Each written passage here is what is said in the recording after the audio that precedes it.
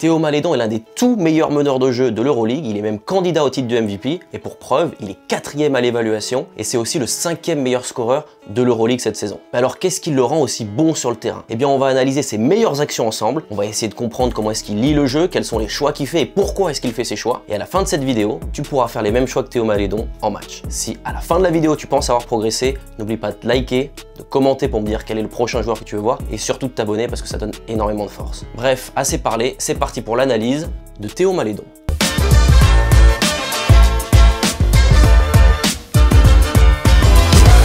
Première action, hop, on voit qu'on a main à main plus pick and roll. Ça c'est intéressant parce que on va revenir en arrière, hop, et on va mettre un peu plus lentement. Donc on va aller au main à main ici. C'est un système qui est commun sur quasiment toutes les équipes de basket, quel que soit le niveau, où on va faire un main à main, beaucoup en équipe de France, depuis des années d'ailleurs. Et on prend un écran derrière, hop, voilà. On voit qu'ils ne sont pas sur une défense en switch, on voit que lui il est censé ressortir un petit peu fort, et Théo Malédon il va être sympa, il va être malin, il va être intelligent, il va aller le plus loin possible pour forcer l'intérieur à le suivre ici, hop, et du coup l'intérieur Sacco là, de l'Asvel va se retrouver tout seul puisqu'il a fixé 2 joueurs sur cette action là. Donc là c'est une simple lecture, une simple mais une très bonne lecture sur pick and roll sur ce genre d'action.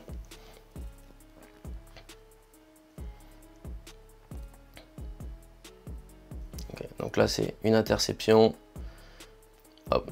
Voilà, c'est un choix défensif, il s'est retrouvé sur la ligne de passe, il a récupéré le ballon, il a pu aller très vite. Ok, ça par contre, ça va nous intéresser. Hop. Donc,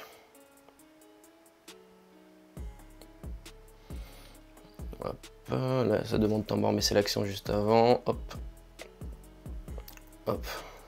Allez.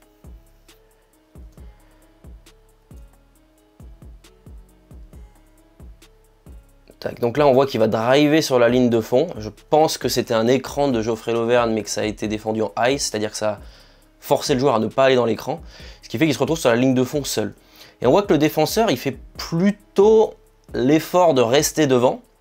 On voit que là, il a les épaules qui sont face à la ligne de touche ici. Et Théo Malédon arrive à voir ça. Hop, il va faire un appui ici, et il va décaler son deuxième appui pour faire un Eurostep, hop, et mettre son défenseur totalement dans le vent ici. Et là, il va aller chercher à l'opposé pour pouvoir contourner ce numéro 9 défensivement ici. Très bien joué de la part de Théo Malédon. Donc là, le même système que tout à l'heure. Ok, une passe décisive simple. C'était pour jouer, à mon avis, sur le jeu à 3 et retrouver Sacco dans la raquette. Interception. Passe décisive. Donc là, on voit... Je ne sais pas si vous vous souvenez des autres analyses qu'on a fait. Paris demande à mettre le joueur le plus large possible sur le côté pour rester dans les couloirs latéraux.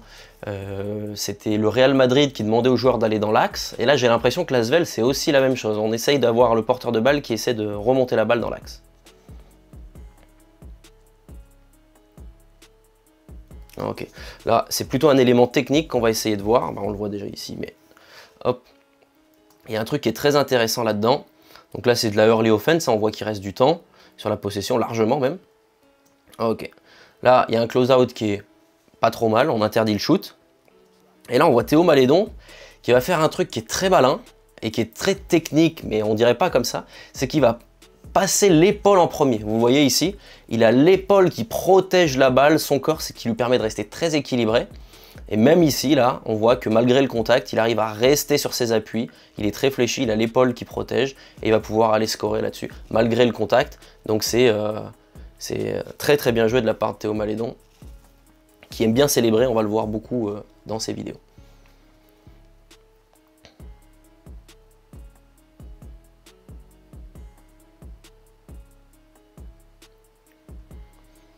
Le petit ralenti des célébrations, hop. Pique dans l'axe. Ok, là il y a une mauvaise rotation, une très mauvaise rotation. Hop. Défensive, on va revoir ici. C'est quasiment le même système que tout à l'heure, sauf que bon, c'est écran et main à main. Là, Théo, il n'y a aucun avantage qui a été fait ici. On est sur un pick the picker, donc normalement celui-là est censé redescendre et Charles Cahudi est censé mettre un écran sur ce joueur. Là, on le voit. Hop, on essaye de mettre un pic dans l'axe, de retrouver cette situation ici. Vous voyez, Charles Cahudi va aller mettre l'écran sur le 41. Et ils sont sur une défense où ça va ressortir fort, ok, plat, mais fort. Et ce joueur-là va être censé reprendre l'intérieur ici, on va le voir, hop. Le problème, c'est que le temps que lui revienne, bah, c'est ce joueur-là qui se retrouve seul. Donc là, il y a un gros manque à l'intérieur de la raquette. Je pense que c'était à lui d'aller venir en aide. Je ne connais pas les principes. Je pense que c'est Bologne qui joue là. Donc voilà, on se retrouve avec une mauvaise rotation sur pick and roll. Et le fait que Théo Malédon prenne les pick and roll très larges comme ça, et ben ça crée des espaces qu'il faut pouvoir combler. On voit que Théo Malédon a un jeu de feinte qui est assez bon. Il arrive, il va vers le cercle. Feinte de tir ici, hop, ça saute et on repasse en dessous. Ça, c'est quelque chose que vous pouvez mettre dans votre jeu. Voilà, on le voit, voilà. Il va au cercle, feinte de tir. Si le mec réagit pas, ben, il shoot. Si le mec réagit, et ben, il passe en dessous. Parfait. Ça, c'est quelque chose vraiment que vous pouvez faire chez vous.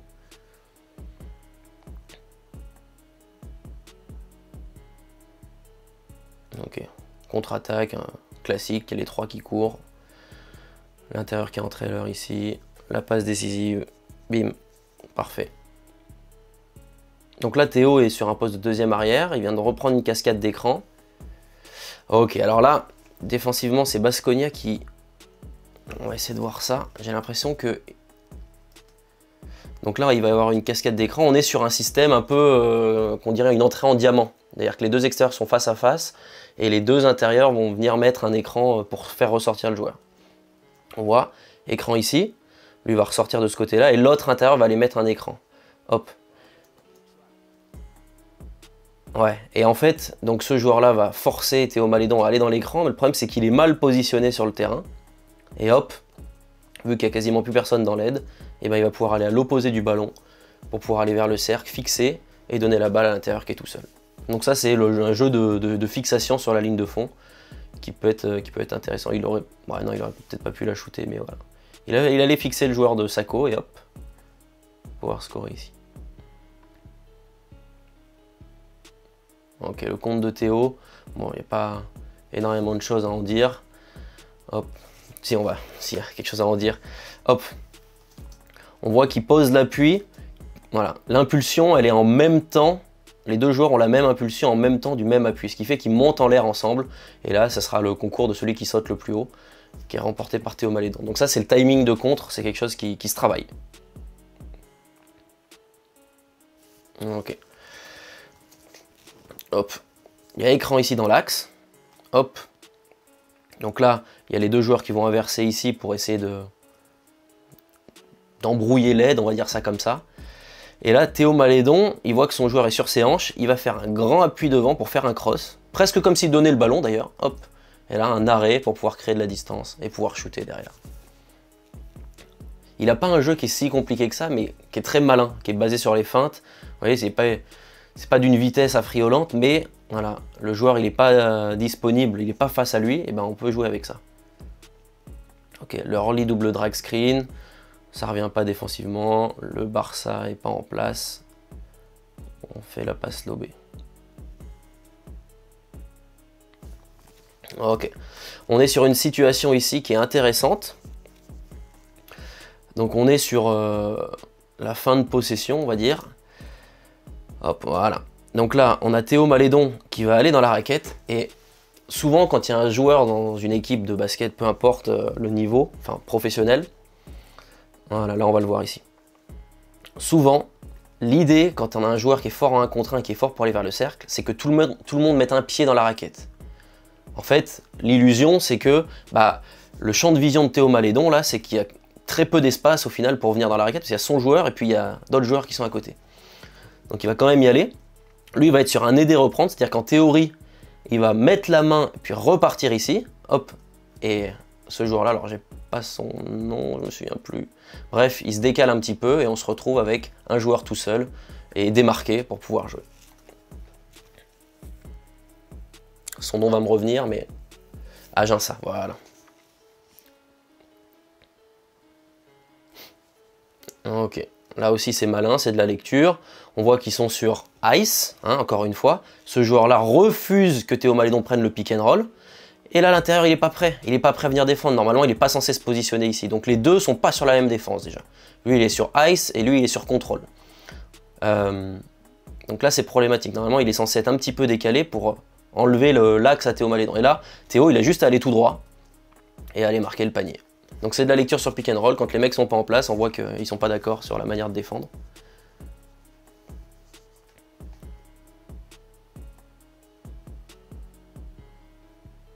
Ok, là aussi ça peut être intéressant de voir ça. Hop, ok. On va mettre très ralenti. Voilà. Ok, tac. Hop.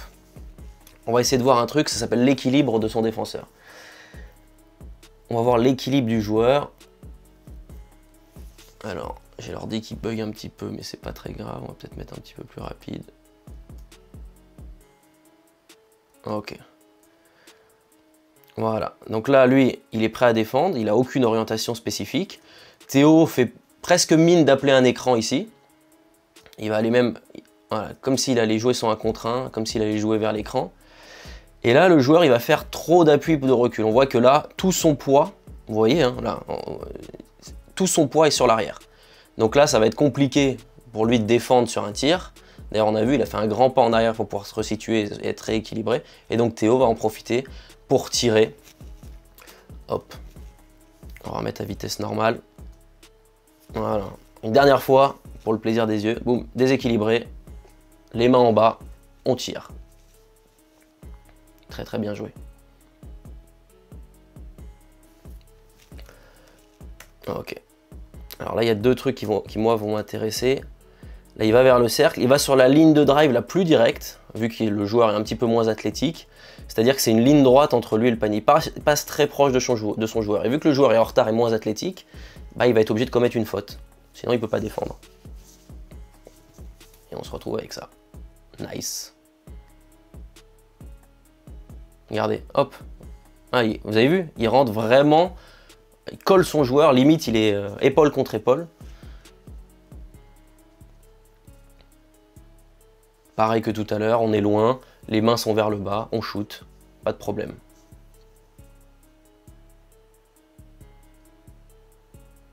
La bonne passe en l'air, bon là c'est consigne de contre-attaque.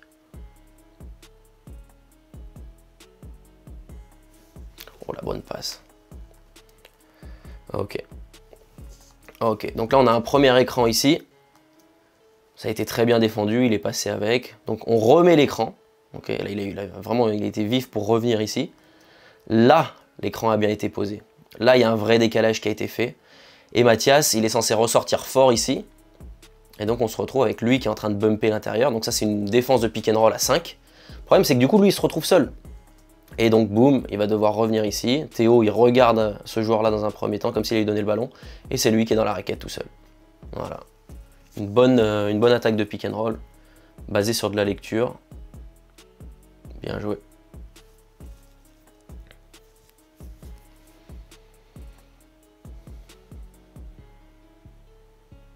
Ok, on attaque, on ressort sur le joueur ici, l'aide est trop présente, et ben on va pouvoir ressortir le ballon pour avoir un bon tir en fait, tout simplement.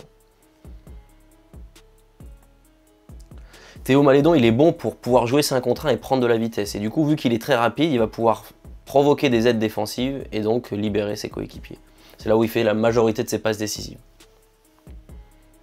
Là, il joue ses 1 contre 1 quand même très haut. On le voit ici, alors bon, pas grand chose à dire là-dessus si ce n'est beaucoup de talent. Mais on voit qu'il démarre son 1 contre 1, donc là, ça switch, volontairement, il va pouvoir jouer son 1 contre 1. Boum, il le joue très haut, quoi. Boum. Et là, bon, faute provoquée, je sais pas comment il fait. Il n'y a pas faute, mais ça aurait pu être une faute provoquée, je sais pas comment il fait. Boum. Oh la vache.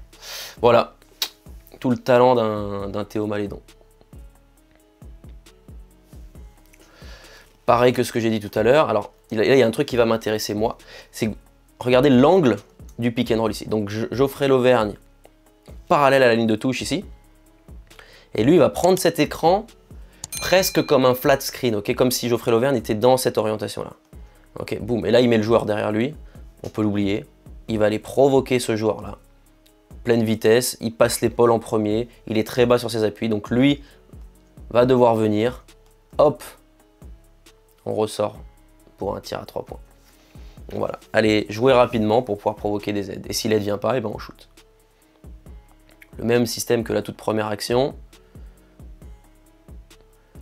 On a décidé de le coller un petit peu. Il va pouvoir jouer. En passant l'épaule, on voit qu'il arrive à vraiment à... Il a deux choses. Il passe l'épaule, regardez. Boum, il passe l'épaule ici. Et en plus de ça, il va sur la ligne directe de drive. C'est-à-dire qu'il ne contourne pas le joueur pour aller vers le cercle. Il passe très très proche de son joueur. Bonne action de Théo. Interception. Voilà, il va prendre l'axe.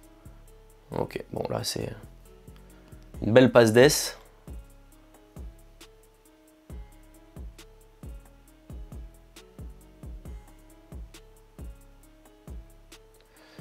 Il va aller provoquer. En fait, le fait d'avoir un... Ils sont en défense ouverte, là, l'Olympiakos, et donc tout le monde, regardez, tout le monde est là, en fait. Tout le monde est vers le ballon. Normalement, a les bras écartés. Et donc là, il se retrouve à une passe de tout le monde, Théo. Il va décider de shooter parce qu'il a l'espace. Je sais pas comment il fait, sincèrement, mais il faut être extrêmement gainé pour pouvoir y arriver. Et il l'est, tout simplement. Ok. On revient en arrière. Boum. Ça va switcher en défense. Enfin, non, ça va pas switcher en défense. Ça va être sur contrôle. Et Théo va s'écarter le plus loin possible. Et du coup, il a les deux joueurs qui sont sur son dos. Et hop, Geoffrey va pouvoir aller vers le cercle. Le fait qu'il soit vraiment écarté, presque au niveau du logo Euroleague, là, et ben ça ouvre un espace total parce que l'intérieur est obligé de ressortir très loin pour pouvoir aller vers le cercle. Enfin, pour pouvoir revenir sur son joueur, pardon.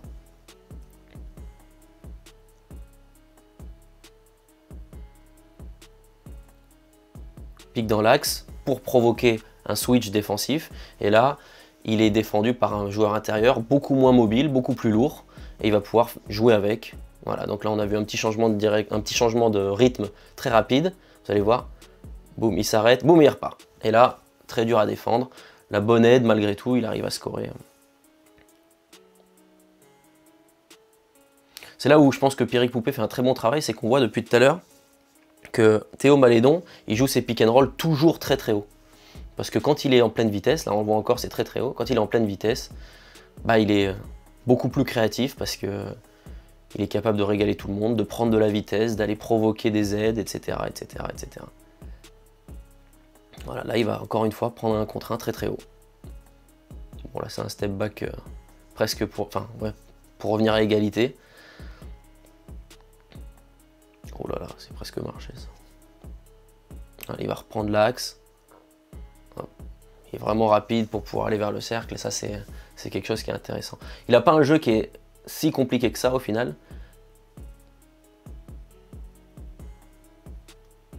Ok, prendre de la vitesse. À partir du moment où un joueur prend de la vitesse, c'est très compliqué de l'arrêter. Voilà, on voit qu'il passe l'épaule. Là, on le voit très bien. Hein. Hop, là, on le voit. Sa priorité, c'est de passer l'épaule. À partir du moment où il passe l'épaule, on n'a plus rien à dire. On va le revoir une toute dernière fois. Hop, on passe l'épaule. Et il peut aller vers le cercle. Écran très haut, on provoque l'aide. L'aide vient sans venir. Boum, on va finir vers le cercle. Très bien joué.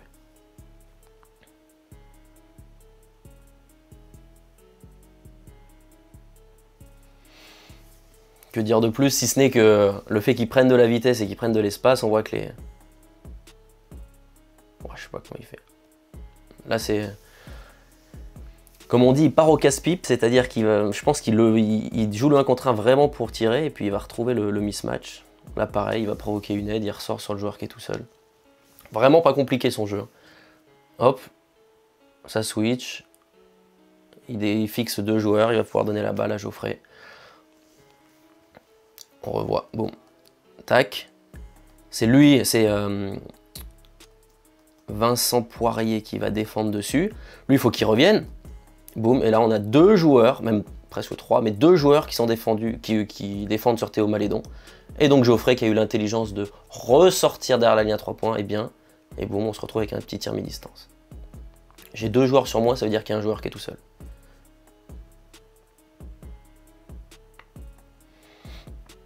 Pique dans l'axe, on voit qu'il s'écarte loin encore une fois pour aller provoquer le grand, pour que le grand puisse faire un choix fort. Le grand vient pas. Hop là.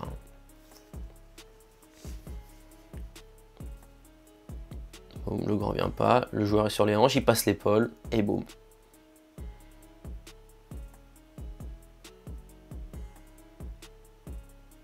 Ok, ça switch défensivement. Il va aller jouer le joueur qui est plus grand et moins mobile.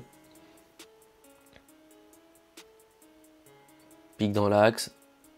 Voilà, il fixe 2 joueurs. Ouais, c'est pas compliqué, hein. Franchement, cette vidéo pourrait durer 1h30 des actions de Théo Malédon.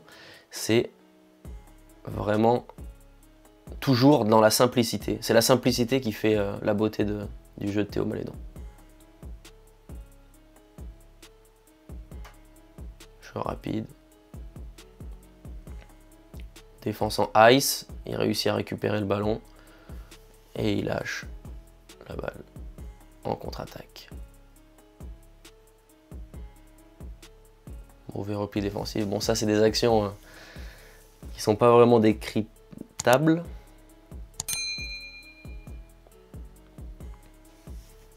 Ok. Chose intéressante. Hop. Il va décider de jouer très haut. Alors, on lui met beaucoup la pression. Je suis pas sûr, mais je suis pas sûr de pourquoi, mais depuis tout à l'heure, on lui met la pression très très haut. À partir du moment où le joueur est sur ses hanches, c'est-à-dire qu'il est vraiment sur le côté de Théo Malédon. Malédon, il est tellement rapide et tellement malin que c'est fini. Voilà, là on voit que hop là, il a juste à accélérer un petit peu et il va pouvoir aller vers le cercle.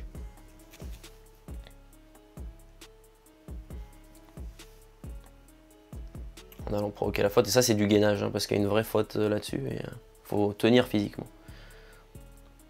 Voilà, on défend trop haut, on lui laisse prendre de la vitesse et hop. À partir du moment où le joueur est sur ses hanches, c'est fini. Égalité.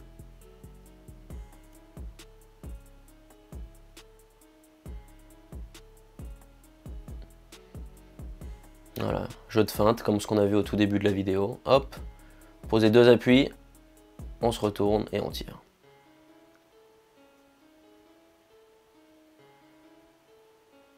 Écran, ça switch, il se retrouve vers un joueur moins mobile. La simplicité les amis, c'est tout simplement la simplicité. Hop.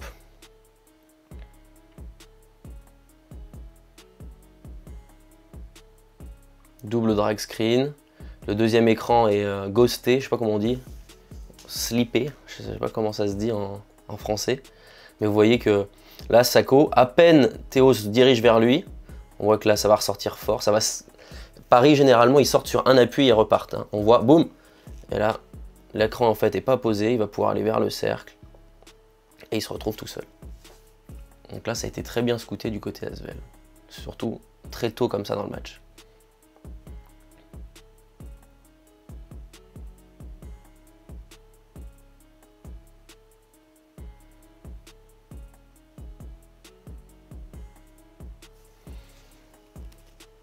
Donc là, ok.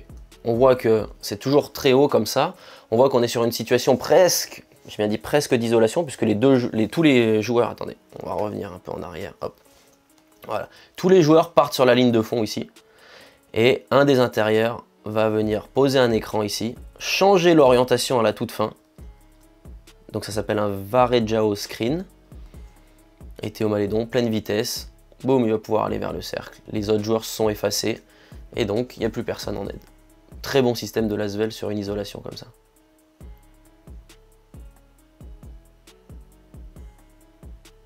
Le soliste décide de jouer son 1 contre 1 sur Maodolo. Bien joué. Voilà, il passe l'épaule. Et il va pouvoir aller fixer les défenses. On voit qu'il passe l'épaule en 2 temps. Première épaule, deuxième et hop.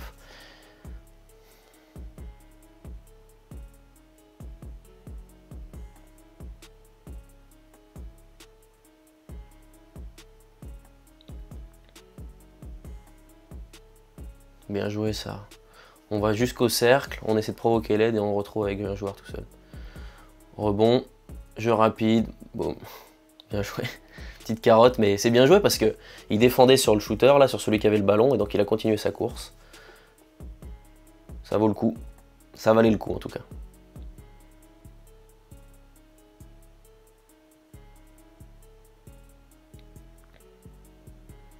Main à main pour la ligne de fond. Hop, rescreen. Ça passe entre les deux joueurs. Voilà, c'est le talent pur là. C'est une lecture et un talent. Bah, même Nando De Colo est d'accord. Talent. Oh la vache.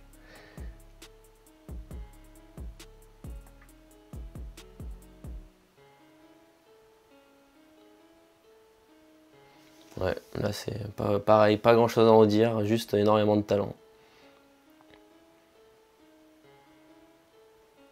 Il provoque l'aide, boum, il va ressortir à l'opposé. Feinte, tir. C'est de la simplicité les amis, mais c'est ce qui fait toute la beauté du jeu de Théo. Hein. Quel joueur. Feinte, départ croisé, feinte, tir. Tout simplement. Utilisez les feintes, faites passer l'épaule, allez sur des lignes directes de drive et vous jouerez comme Théo Malédon. Hein.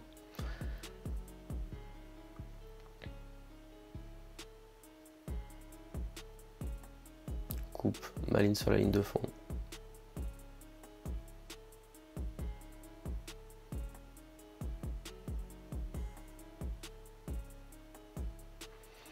Hop. Théo au poste de deuxième arrière. Boum, un jeu à 3, un écran passe à l'ailier qui donne la balle à l'intérieur.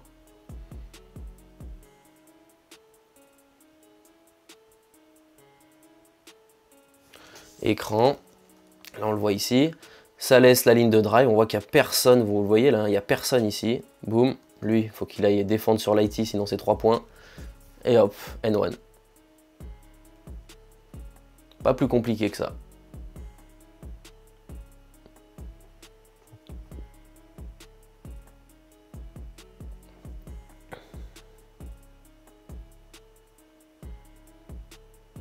Contre-attaque 2 points.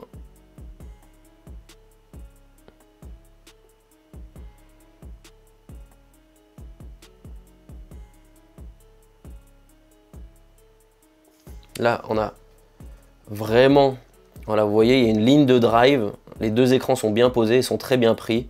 Et on voit qu'il n'y a plus personne pour défendre sur la ligne de drive ici. N1. Très bien joué. Simplicité. Tout simplement. La team, c'est tout pour cette analyse de Théo Malédon. On a fait une bonne partie ensemble de ses meilleures actions. J'espère qu'elles vont vous inspirer. J'espère que vous avez compris ce qui se cache derrière ses actions et quels sont les choix qu'il fait pour son équipe et aussi pour lui. Et puis j'espère bien sûr que tu vas pouvoir te servir de ça pour être un meilleur joueur, un meilleur scoreur et pourquoi pas te rapprocher du niveau de Théo Malédon, même si il joue à un très haut niveau en ce moment. Si tu as kiffé cette vidéo, encore une fois, like, commente et surtout abonne-toi. Et si tu veux qu'on travaille ensemble, j'ai 2 programmes en description, un programme de basket qui s'appelle Game On et un programme de musculation qui s'appelle Ball in Strong. Bref, quoi qu'il arrive, on se retrouve pour une prochaine vidéo sur cette chaîne YouTube. C'était Coach Mathis. Ciao.